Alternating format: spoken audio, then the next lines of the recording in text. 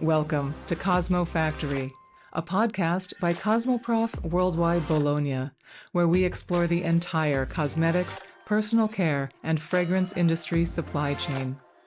I'm your host, Deanna Utrusky, and here at CosmoFactory, we look beyond the trends to discover the ideas, initiatives, and innovations that are truly advancing beauty. Let's get started. This episode is about wellness products, hot springs, and bath culture. It's about the heritage and benefits of Japanese herbal medicine. It's about minerals, mushrooms, and massage. It's also about practical supply chain considerations and how innovative local brands help create international cultural connections. Today, on the CosmoFactory podcast, my guest is Takeshi Nobuhara, founder and CEO of a brand called Shikohin. Welcome. Hello. Thank you for having me, Deanna. No, absolutely. I'm so glad you're here. I just want to start by mentioning that your background is in international trade and development. You've specialized for some time in helping large Japanese companies discover business opportunities in the US market. Is that correct? Correct. Yes. Mainly working on like CPG, skincare, and also manufacturing companies. Okay, excellent. Thank you. But this brand called Shikohin is your first entrepreneurial venture in the personal care industry, as far as I know. Will you tell us about the brand that you've created? Yes. So Shikohin, we are a Japanese wellness brand uh, that offers immersive self-care experiences by providing high quality bath, body, and skincare products. Perfect. Thank you. And I'm very excited to hear more about the bath and body products in particular, but I want to share with our listeners a little bit of why I'm excited to hear about your brand. Some folks know it was about 10 years ago that I started writing news about the cosmetics industry. And when I got started, I was told that two is a coincidence and three is a trend. And this meant I really wasn't supposed to write about something unless it was showing up consistently in the ingredient marketplace or the packaging marketplace or in the consumer brand space. But I quickly learned that investment dollars were also a very useful guideline to follow when identifying newsworthy trends or topics. And I mention this now because as wellness has become increasingly important to consumers, I would say over the past 4 years, bath and body care products and routines, and even concepts outside of beauty. So things like sound baths and forest bathing have become more prevalent as well. Bathing is definitely a trend, but this September, the Asia-based fund of a private equity firm a lot of folks in the industry know called L. Catterton acquired a majority stake in the bath and body care brand called Stenders. And when I was covering that news, I knew beyond a doubt that we had reached a tipping point. Bathing has definitely gone mainstream now. I just want to add for our listeners who might not be familiar with the Stenders brand, it's headquartered in Latvia. And it's important to know that Stenders, which is now more than 20 years old, is very much focused on ingredients that are sourced from Latvia, as well as on that particular country's bath culture. And I'm actually going to quote from a media release here that describes the bath culture as dating back centuries and a practice to not only wash the body, but relax and cleanse the mind. This tells me that consumers are not just bathing, right? They're looking for holistic wellness benefits. They're looking for an experience. So Takeshi, I'm hoping that you can share more about the traditions of Japanese bathing or hot springs. What makes for a decidedly Japanese bathing experience? Well, yeah, so bathing goes way back in history in Japan. So we have a quote saying the latest in wellness or skincare or bath product is 1,000 years old. So nothing has changed. We respect all the ingredients we get from Mother Earth. And in Japan, in terms of bathing, we have thousands of hot springs Yeah. called onsen. Every onsen has its unique remedies, efficacies. So we put a lot of importance on that. Mhm, mhm. And what differentiates one from the next? Is it the composition of the water or one Composition onsen from the of next? natural ingredients in Mother Earth.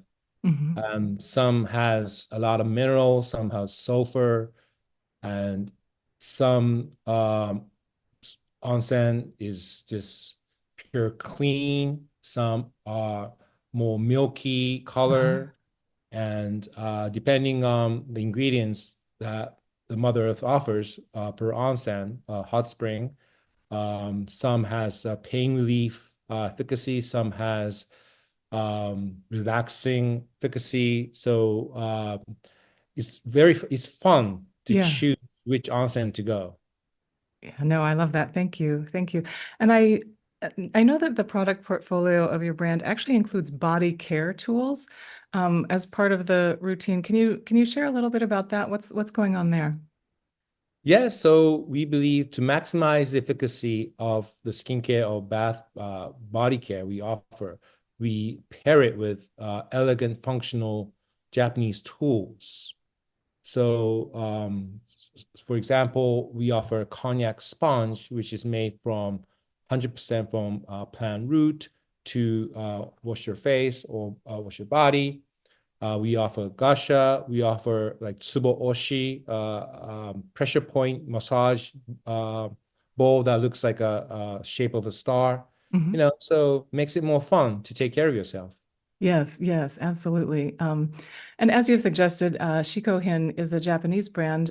It's actually based in California, but it's very clear to me that at least some of your ingredients must be coming from Japan. So I'm hoping you'll talk with us about your approach to ingredient sourcing, and how you're identifying the right suppliers to work with. Yeah, so when we first come up with the concept of a product, um, it's deeply rooted in scientific research Uh-huh.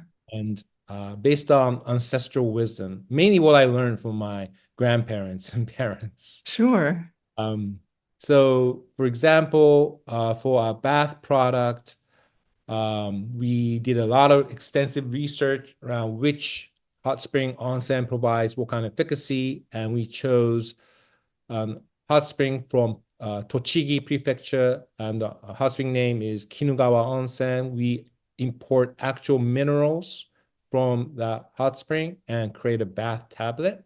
Uh-huh. And also for our bath essence, um, we carefully selected the ingredient that has a blood circulation efficacy, and that ingredient was mugwort, yomogi. Okay. We sourced fermented yomogi extract, and we blended it with hinoki, which is Japanese cypress, the fragrance of hinoki. And hinoki, Japanese cypress, is a very sacred wood that is used to construct the best bath and also shrines and temples. And it has this beautiful, elegant smell. Mhm. That's so interesting.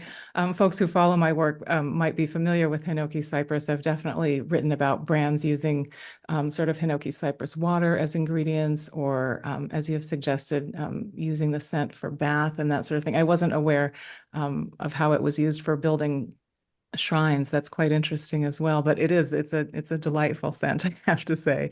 Are there other ingredients coming from Japan that are very particular? Yes, some of our product has yuzu fragrance. So we try to source. I mean, the constant when we develop a product, it's all based on what we can find in Japan. But Mhm. in terms of supply chain, we try to source ingredients locally if possible.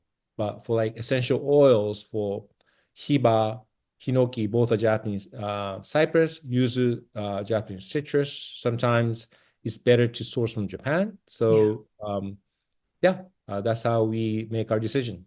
Yeah, no, and that makes good sense, right? You're basing it on efficacy, but also very much the concept of the brand. And you mentioned sourcing some ingredients locally, if possible. And when you say locally, um, I know from a previous conversation that you and I have had that that means local to manufacturing sites, so within the same region. And I'm Yeah. assuming that has a lot of benefits. Like just off the top of my head, I'm thinking, it's probably a little bit more affordable. There's less transportation. It makes it more sustainable. Are these some of the reasons you're making those choices, or help me think about your practice a little bit more? Yeah, well, I mean, cost is a very important element, like you Yeah. said, affordable transportation costs. but at the same time, speed and flexibility is very important. So for us, it's very, very important to partner with very experienced formulators and co-manufacturers who can work with us, be very flexible during the R&D stage, Mhm. and then provide us with very flexible terms and conditions around like MOQ, minimum order quantity, and allow us to grow together with them. So, yeah. Yeah, no, thank you for sharing that. So many suppliers are very intentionally working with emerging brands, and sort of need, I think, sometimes the reminder of what makes those partnerships possible. Sometimes small brands aren't able to work with the manufacturers they might like to, and so hearing what makes it possible is very helpful. Thank you for that.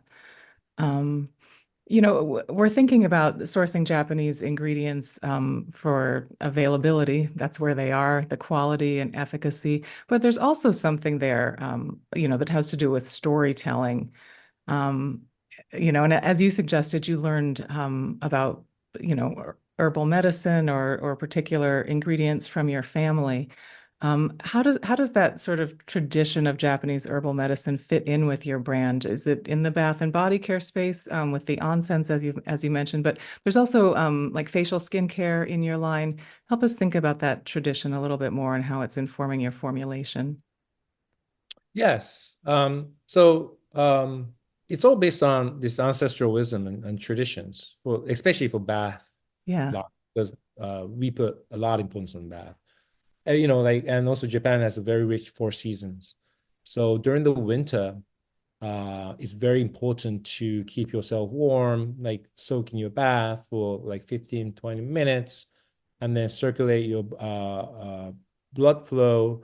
And in order to circulate your blood flow, it's good to use plants like yomogi, mugwort. Sometimes if you just soak citrus, yuzu in the bath, you can enjoy that fragrance while you soak in your bath for like 15 minutes, which is pretty long time.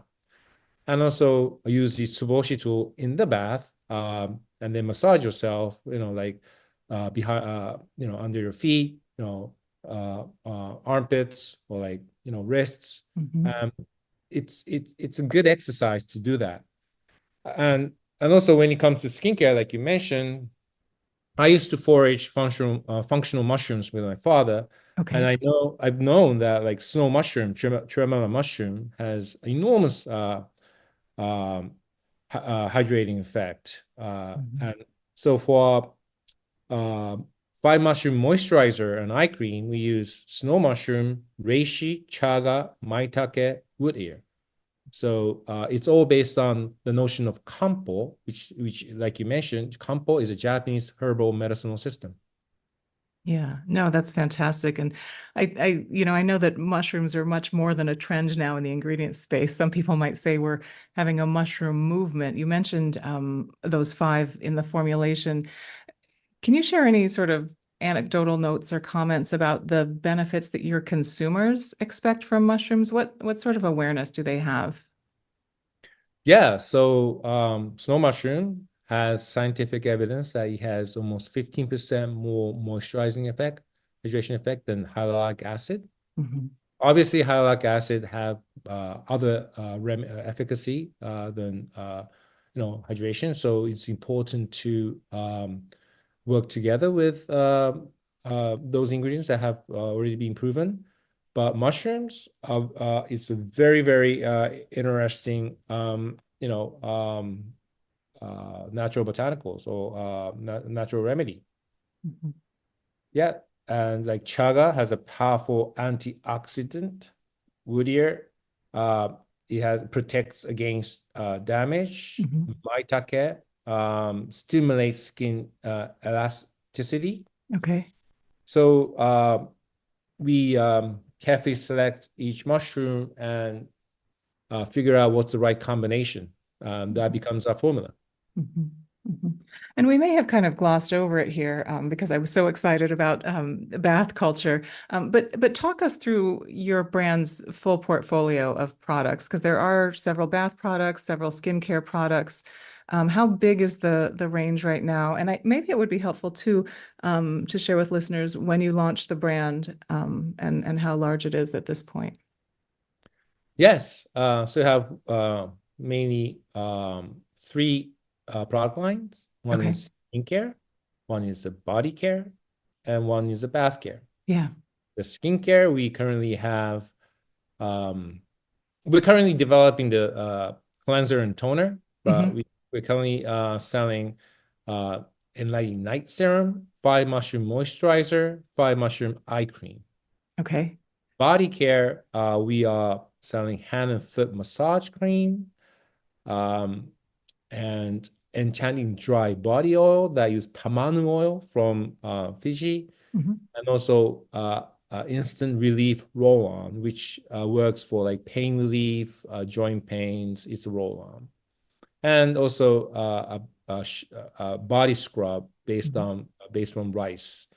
Okay. Um, and for our bath line, the onsen bath tablets and blooming bath essence. And we Mhm. have accessories such as the cognac body sponge, the face sponge, tsuboshi, gasha, and hinoki bowls. Yeah. Oh, perfect. No, that I appreciate your painting that fuller picture. And your brand is reasonably new. Will you remind us when it launched? Yeah, well, I incorporated the company right before COVID, but after COVID hit, it took us a lot of back and forth and a lot of Yeah. effort to launch the brand. And we were able to launch the brand in May 2022. Okay.